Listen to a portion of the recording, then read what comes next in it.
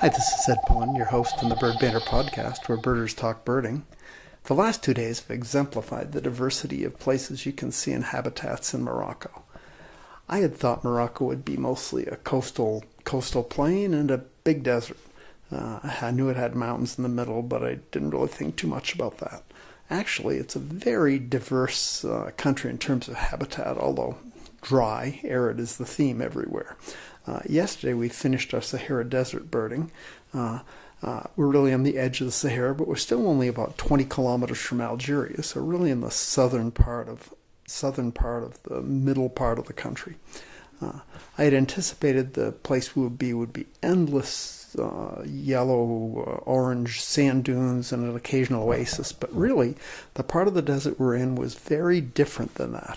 Certainly there are a lot of big, beautiful rolling sand dunes, but there are a lot of dry, rocky areas with just sand in between the rocks, and also a lot of rocky cliffs made out of this beautiful sedimentary rock, and deep canyon-like areas, and it was really a lot of different types of terrain. Certainly there are lots of camels, but there are a lot of SUVs too. A lot of little towns with markets, but also Bedouin outposts, and those were even modernized to some degree. They'd have solar panels and a pump and a well, big cisterns that were made out of concrete to hold water, and they were interfacing with modern life. They'd have camels and that sort of thing, but they'd usually be growing date palms or something as a cash crop. In the more remote areas you got, it seemed like the less Arab and Islam influence, there was more Berber flavor. Berber is the native population here.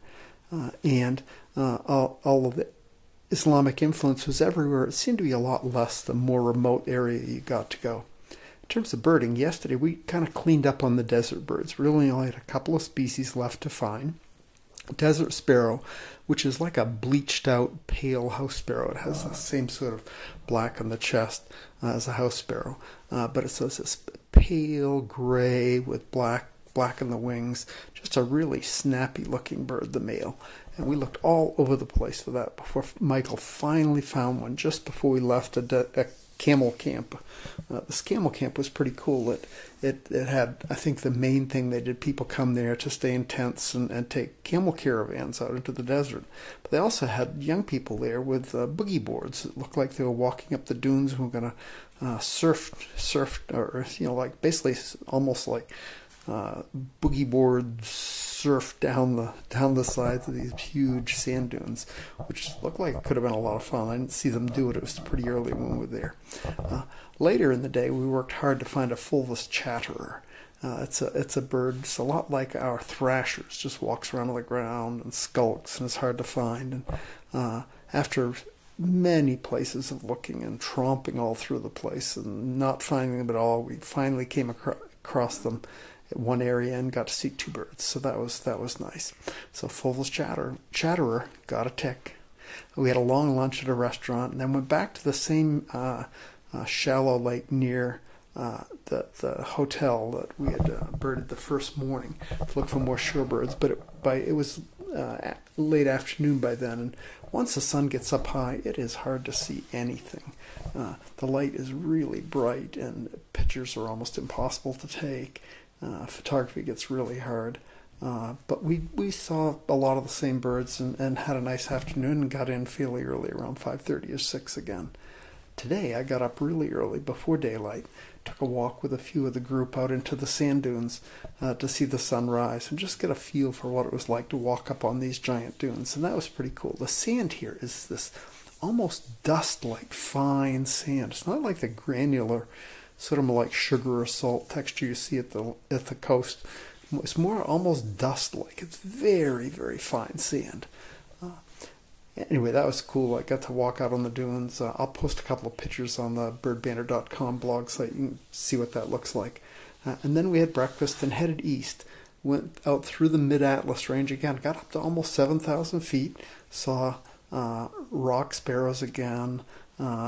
And got through there, but mostly just kind of cruised along for about 4 or 5 hours until we came to a place to look for DuPont's Lark and lesser and greater short-toed larks.